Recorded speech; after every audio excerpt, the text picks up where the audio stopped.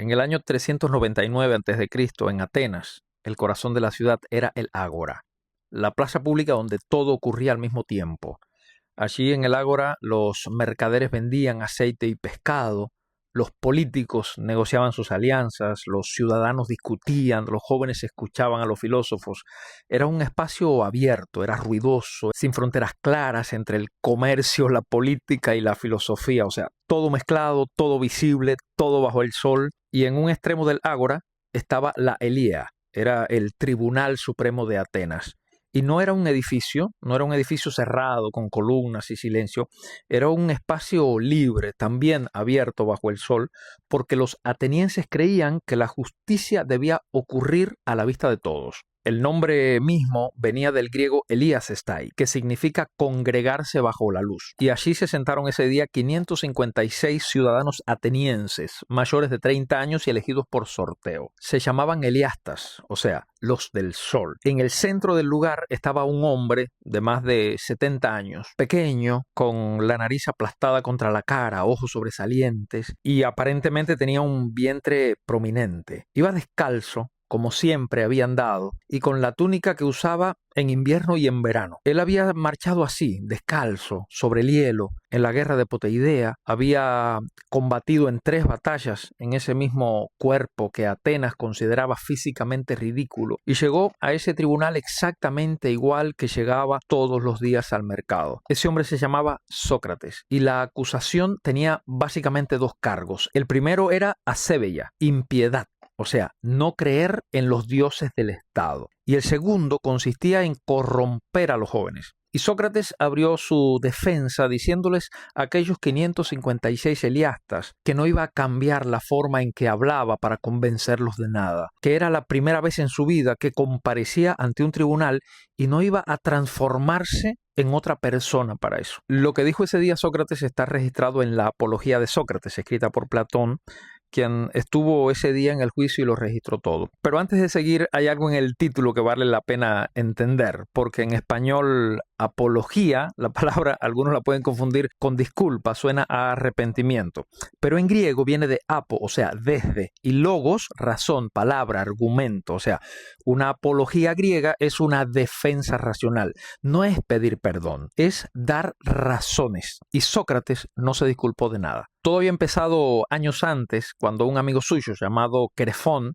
fue a consultar al oráculo de Delfos. No era un acto menor. El oráculo de Delfos era la institución religiosa más importante del mundo griego. Las ciudades consultaban al oráculo antes de ir a la guerra. Los reyes, antes de tomar decisiones que afectarían a millones de personas, consultaban al oráculo de Delfos. La Pitia, o sea, la sacerdotisa que transmitía las respuestas del dios Apolo, hablaba con una autoridad que nadie en el mundo griego se atrevía a cuestionar. Y Querefón le hizo una pregunta. ¿Hay en el mundo alguien más sabio que Sócrates? Y la Pitia respondió que no. Y Querefón le contó lo que el oráculo le había dicho. Y Sócrates quedó desconcertado. El texto dice que se preguntó a sí mismo, ¿qué quiere decir el Dios? ¿Qué sentido ocultan estas palabras?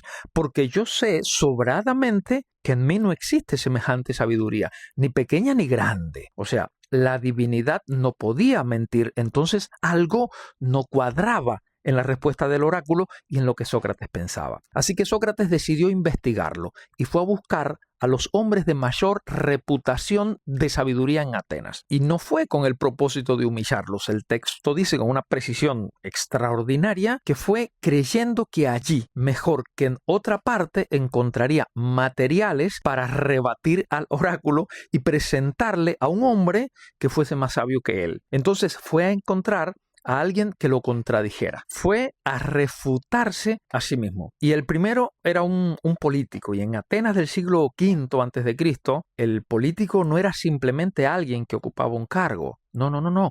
Era el hombre con más poder, más influencia y más reputación intelectual de la ciudad. Pensá que la democracia ateniense exigía que sus líderes hablaran bien en la asamblea, que argumentaran con fuerza ante miles de ciudadanos y que convencieran a la gente. O sea, la elocuencia era poder y el poder con el tiempo empezó a confundirse con sabiduría. con la sabiduría de los políticos. Y bueno, Sócrates se sentó con él y conversaron. Y a medida que conversaban, fue quedando claro algo que nadie en la ciudad se había atrevido quizás a cuestionar o a decir en alta voz. O sea, ese hombre no sabía lo que creía saber. Y Sócrates lo hizo notar. Se lo dijo con calma, sin insulto, pero se lo dijo. Y el político se enojó. Y sus amigos que estaban presentes, bueno, también se enojaron. Y Sócrates salió de esa casa y anotó mentalmente algo que dice en la Apología. Él dijo, yo soy más sabio que este hombre. Puede muy bien suceder que ni él y yo sepamos nada de lo que es bello o de lo que es bueno, pero hay esta diferencia, que él cree saberlo aunque yo no sepa nada. Y yo, no sabiendo nada, creo no saber. Y fue a buscar a otro político. Y encontró lo mismo, y luego a otro, y luego a otro, y fue así acumulando enemigos en cada casa que visitaba. Y encontró algo que nadie esperaba. Todos aquellos que pasaban por ser los más sabios, a Sócrates le parecieron no serlo, mientras que los que no gozaban de esa reputación los encontró en mucha mejor disposición para hacerlo. Después de los políticos, fue a buscar a los poetas. Pero no a cualquier poeta, fue a los grandes, a los que escribían tragedias y a los poetas ditirámbicos. Los ditirambos eran himnos sagrados dedicados a Dionisio, el dios del éxtasis y la transformación. O sea, los que componían eran considerados casi profetas, hombres a quienes los dioses le hablaban directamente, cuya palabra tenía el peso religioso y no solo el peso literario. Y Sócrates examinó sus obras y les preguntó qué querían decir, cuál era el objeto de lo que habían escrito. Y dice en la Apología, con algo que suena quizás a vergüenza, que no hubo uno solo que supiera ni hablar ni dar razón de sus propios poemas. Decían cosas muy buenas sin entender lo que decían, como los profetas y los adivinos que hablaban por inspiración, pero sin comprensión. Y lo más grave, a título de escribir buenas tragedias, se creían los más sabios en todas las materias. O sea, la pluma les había dado autoridad sobre el mundo entero. Y después de ellos, Sócrates se fue a buscar a los artesanos. Y allí encontró algo distinto y genuino. O sea, sabían cosas que él ignoraba. Y en eso eran más sabios que él. Sabían hacer cosas concretas, verificables, reales, pero también encontró que a título de dominar un oficio, se creían capaces de opinar con la misma autoridad sobre todo lo demás. El que sabía fabricar escudos también tenía certezas sobre la justicia. El que conocía los metales también tenía teorías sobre el alma. Fue entonces cuando Sócrates entendió lo que el oráculo había querido decir. Y en la Apología lo describe más o menos así, o sea, la conclusión de Sócrates. Me parece que solo Dios es el verdadero sabio y que por su oráculo él ha querido decir que toda la sabiduría humana no es gran cosa, o por mejor decir, que no es nada. Y si el oráculo me ha nombrado a mí, o sea, a Sócrates, sin duda se ha valido de mi nombre como ejemplo, como si dijese a todos los hombres, el más sabio entre vosotros es aquel que reconoce como Sócrates que su sabiduría no es nada. O sea, no era que Sócrates supiera más que todos, era que él no se creía sabio en lo que no era sabio. Y esa diferencia era la que lo distinguía de todo lo demás. Y yo creo que aquí vale la pena destacar que en Atenas había otra clase de hombres que se dedicaban básicamente a la sabiduría. Eran los sofistas. Este nombre viene de una palabra griega o una combinación, o sea, sophos, que significa sabio, y tes, o sea, el que hace. Los sofistas eran literalmente los que fabricaban la sabiduría. Allí encontrabas a Georgias de Leoncio, Hipias, Elea, eran grandes hombres, o sea, grandes hombres con grandes reputaciones y grandes honorarios. Ellos viajaban de ciudad en ciudad enseñando y cobraban muy buen dinero por esto. Sócrates menciona a un hombre de Paros que cobraba 5 minas por sus lecciones, que era una suma considerable en sus días.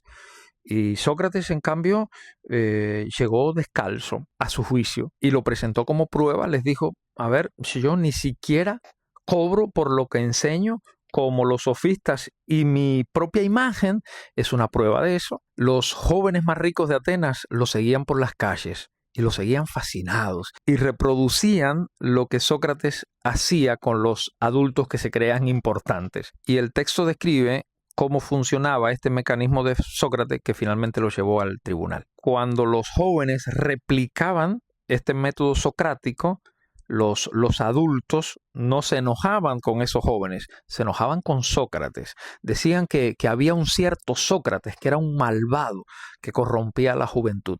Y cuando se les preguntaba qué enseñaba exactamente, ellos no tenían cómo responder a lo que Sócrates enseñaba. Solo se sentían intimidados por las enseñanzas que Sócrates estaba sembrando en los jóvenes y que estos adultos que creían ser sabios no podían responderle a las preguntas de la juventud de sus días. Así que se fueron al viejo método de la intimidación. Hay que eliminar a Sócrates. Ellos, cuando hablaban de Sócrates, recurrían a cargos genéricos que usaban contra los filósofos, o sea, que no creen en los dioses, que corrompe la moral, que convierte en buenas las peores causas. Y allí Mélito representaba a los poetas, Ánito a los políticos y Licón a los oradores, y finalmente lo llevaron al tribunal. Sócrates se defendió durante horas. Tenía 3 hijos, el mayor en la adolescencia y los otros 2 que todavía eran niños, y dijo que no iba a traer a sus hijos al tribunal para mover a compasión a los eliastas, que hacerlo sería una indignidad, que no era propio de un hombre que había pasado su vida entera hablando de la juventud arrastrarse frente a un tribunal para salvar su propia piel, que si lo absolvían con la condición de que dejara de filosofar, su respuesta era que obedeció a Dios antes que a ellos, y que mientras viviera no cesaría de examinar a los hombres y a sí mismo, porque una vida sin examen no era vida. Y los 556 eliastas votaron, 281 en contra y 275 a favor. Y Sócrates tomó la palabra después de la sentencia y dijo que estaba más sorprendido por lo cerca que había estado de salvarse que por la condena en sí, que solo por 3 votos no había sido absuelto, porque en el sistema ateniense 3 votos cambiando de lado producían un empate y en el empate se favorecía al acusado. Entonces el tribunal le pidió que propusiera su propia condena. Era el procedimiento habitual de la época. Los acusadores pedían la pena capital y Sócrates dijo que si la recompensa debía ser proporcional al mérito, lo que correspondía era ser eliminado en el Pritáneo y a expensas del Estado, el mismo salón donde Atenas agasajaba a los atletas que ganaban en los Juegos Olímpicos, porque esos atletas hacían que Atenas pareciera feliz.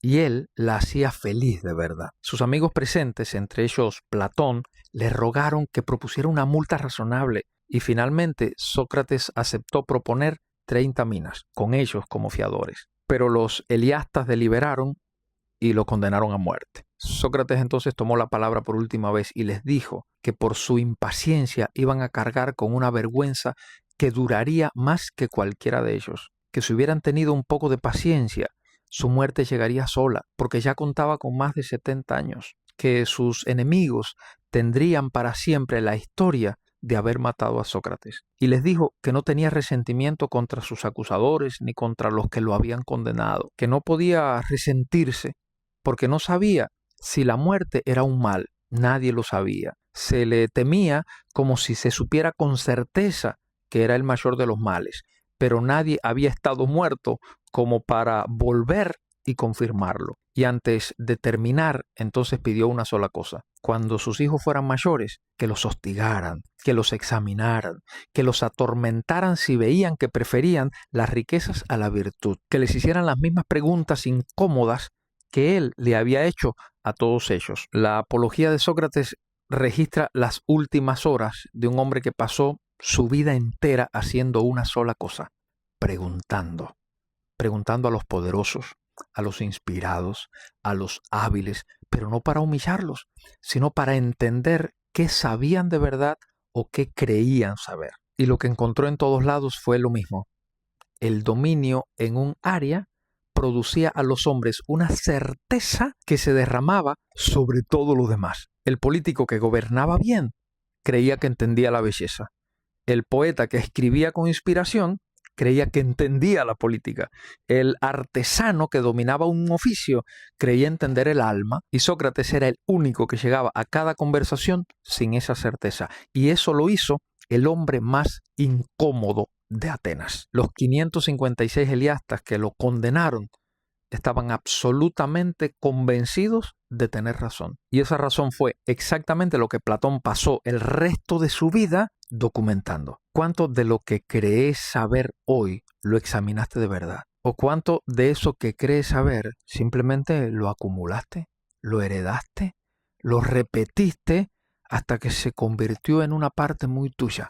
Y ahora, cualquiera que venga a cuestionar eso que crees saber, automáticamente se convierte en un problema. Mira, Sócrates murió por hacer esa pregunta. No porque la pregunta fuera peligrosa, sino porque la pregunta en sí era insoportable para los que creían no necesitarla. Solo sé que no sé nada. Y al saber que no sé nada, algo sé que no sé nada. ¿Lo viste? Ahora anda y contale a los eliastas que lo saben todo.